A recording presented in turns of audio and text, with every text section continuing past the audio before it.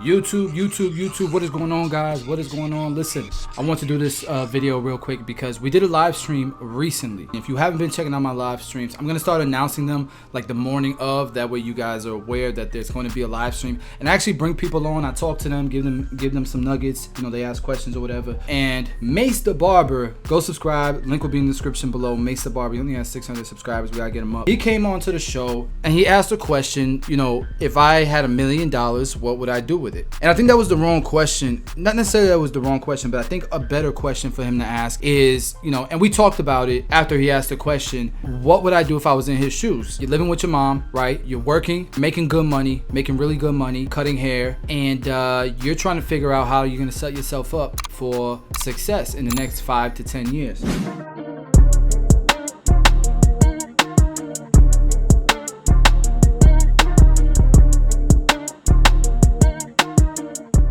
And so I brought up before he came on, I brought this up and I feel like it went over a lot of people's heads. This is what I'm talking about. So this is what I was talking about. It's a personal financial statement. Now, this is a sheet that anyone who you are trying to borrow money for, whether it's a business loan, a commercial building, you're trying to leverage, you're trying to use OPM, other people's money, to get into assets, right? This is a form that you need to have filled out so that your banker, your underwriters, they know where you stand. Especially if you're trying to get a business loan, or you want to buy the block, you want to buy a plaza, you want to buy a warehousing space. You really want to buy things that are going to change your family tree and build generational wealth. And nobody knew what it was. Nobody knew what this was. And this was kind of part of the conversation. What are you doing to fill in these blanks right here? These blanks are cash on hand in banks, cash in your savings accounts, what's in your IRA, accounts and notes receivable, which is like if you have a outstanding invoice that hasn't been paid yet, but you've done the service and you need to be paid. Sometimes it takes 90 days for people to pay it. That's normal.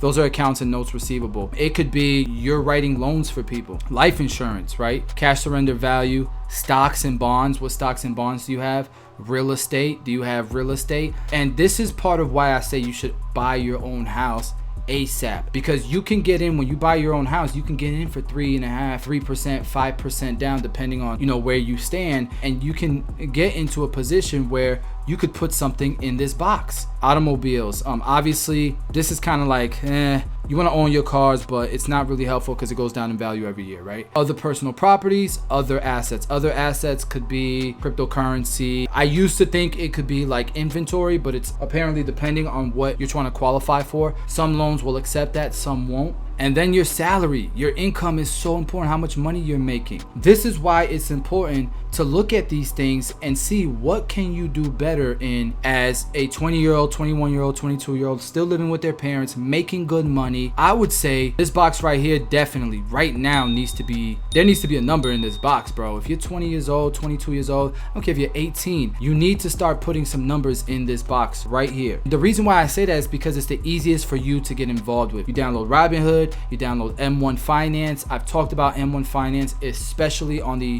245 Academy.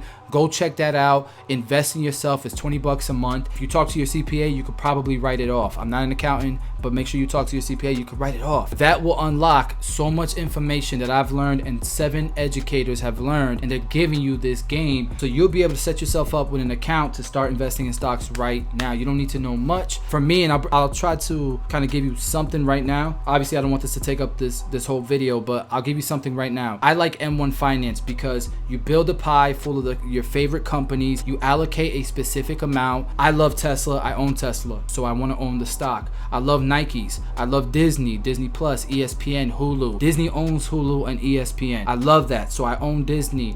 I love Apple. I love Apple products. Everything I own is Apple. It's my MacBook. I own the whole ecosystem. So I buy the stock. I believe in electric vehicles and I believe in NIO. So I buy that stock. There's so many companies that you shop at that are doing amazing, that you can make a return on your investment. And that's all you got to know. What I do is I start off with 10 companies that I really, really like. And every now and then I'll add one. So for example, I really like Robinhood. The moment it goes into an IPO, I like the potential of Robinhood. Yes, it has its problems, but every new company does. And I like the future of where Robinhood could go. And that's really what you're doing with stocks, especially early on, is you want to know, do you perceive it to go up in value? And do you think it's going to be around in the next 10 years, right? You're thinking long term. So what happens is you pick 10 of your favorite companies and then you put them into a pie. If you like Tesla the most out of all of them, I would put the allocation to 20% on Tesla. If I like Apple second, I might put 10% Apple. And then I'd break the 10 companies up until it fills up 100%. And what happens is if you decide you're going to put $100 a week, $100 a month in, it's going to split that $100. So like 20% of $100 is $20. So it's going to automatically put $20 into Tesla stock. And yes, you can buy fractional shares by using M1. I'll put a link in the description below if you want to get started with that. Please do. If you want to learn more about it, spend $20, get into the academy and watch the video on investing in stocks. I bring it up. I show you how to start your account and all that good stuff. All right. So that's the first box that I'm going to fill out if I'm 18, whatever. If I'm 26, 27, if you get into 30, you still living with your parents, we don't have it. We got other things to talk about, but start filling out this box. Obviously, cash on hand, fill that box in. Savings accounts, fill that box in. The things that you can control now. Maybe you don't want to buy a house right now, but when you decide to move out, I would definitely think about buying a piece of property so you can fill this box, because all rent is a liability. Some people will argue that really buying your own home is a liability as well. The thing is that when you move out of your own home in 4 years, in 5 years, in 2 years, you have equity that you pay down.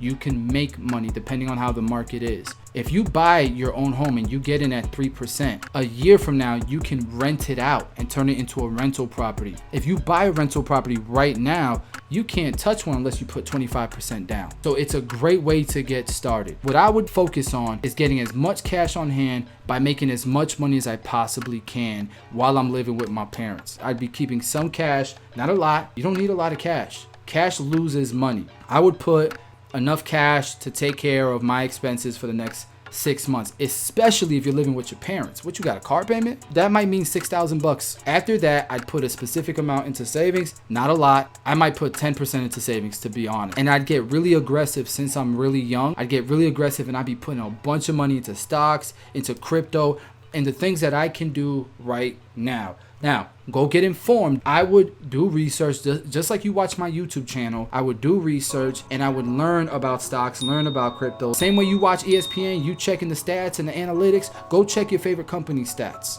The reason why I would go straight to stocks is because it's easy for you to get into. You can start with $1, but it's also very liquid. There might be a time where you decide you're going to move out. You can take some of these stocks, sell it, put it into real estate. Now there's going to be some tax implications, right? There's going to be some tax things that you got to think about as well, but that's okay. As long as you're using that money to get into an investment, don't sell stocks to go on a vacation, bro. Don't do that. You're going to take 2 steps forward to take 3 steps back. Do not do that. Whatever money you spent is gone. Poof. You got nothing from it. That's what I would do early on. And then you see the liabilities part. I would try to keep these things blank. Keep them blank. The only one you're not going to keep blank is mortgage.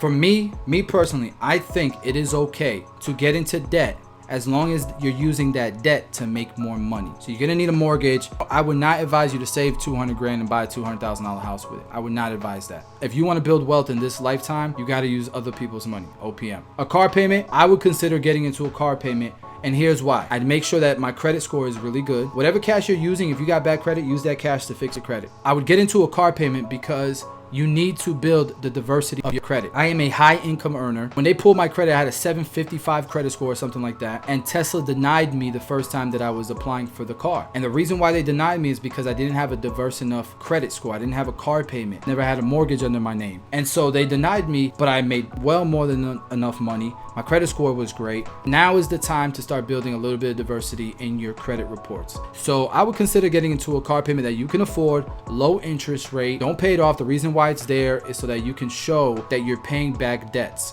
But please don't go buy yourself a Hellcat. That's stupid. Get you a $300 car payment, something that you can easily pay off. You don't even notice. You put it on autopilot, you don't even notice the money's coming out. But for the most part, man, you don't need to have accounts payable. You don't need to have a whole bunch of loans. You know what I mean? Student loan debt is okay as long as whatever education you're using is going to make you money. If you're gonna get into 100 grand in student debt to learn about creative arts, and you want to build wealth, probably a bad idea. Obviously, if you don't care about building wealth, it's not a bad idea. Do what you want to do. But if you're trying to build wealth, that's probably a bad idea. If you're going to go to a barber school, go get you your student loan if that's what it takes for you to get started. Because once you get started, if you are staying at your parents' house and you're staying focused on filling out this side of the sheet, bro, you're going to pay off that student loan debt quick as hell. And you don't always want to pay off your debt first. If you're going to make a better return by getting into an opportunity than paying off debt, that's what I would do. Me personally, but everybody's different. And obviously, you want this salary to be great.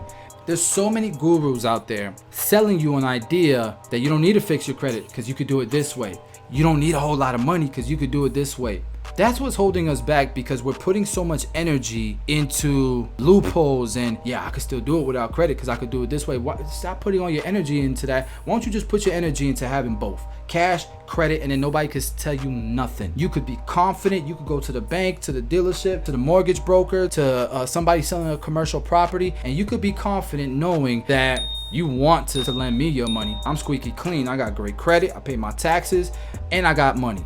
Why would you not just put your energy into that instead of doing all these sneaky things to try to get around the system? And it's like, it takes the same amount of time and energy, but these gurus are selling you on this idea to sell you their services, to sell you their courses. Ignore all that noise, man. Ignore all that noise. Go download a personal financial statement and strategize how you can put some numbers in these boxes. Fix your damn credit. It ain't that hard to fix your credit. Believe it or not, guys, I had two repos. I didn't get this advice when I was y'all's age. So please put your head down, put in the work, and in no time you will put yourself in a position where we can start having conversations now on how to build real wealth so that you can be a millionaire and change your family tree and help people and have the power and the resources to put other people in a position to win, to put your kids in a position to win, to put your loved ones in a position to win, and put yourself in a position where you can continue to grow, to prosper. And when you do that, when your boat is floating lovely, you can start helping other people that are sinking, man. But you got to get through this. You got to go through the experiences. You got to grow this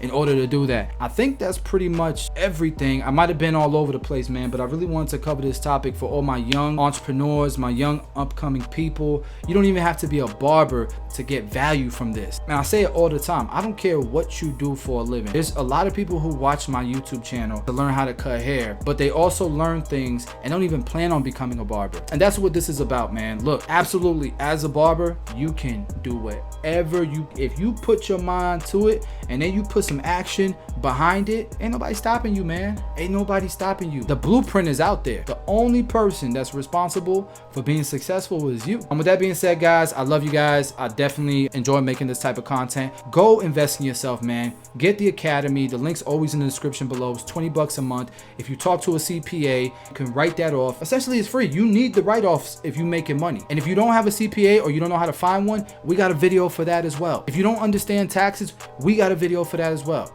If you're trying to learn how to do some blurry fades, we got a video for that. If you want to know what six-figure barbers are doing to make more money, we got a video for that. Invest in yourself, guys. All right, I'm out of here. I will see you guys tomorrow. We got a tutorial coming up as well. Tomorrow, I'm going to drop a tutorial. So a haircut tutorial. So, yep, see y'all tomorrow. Make sure you subscribe.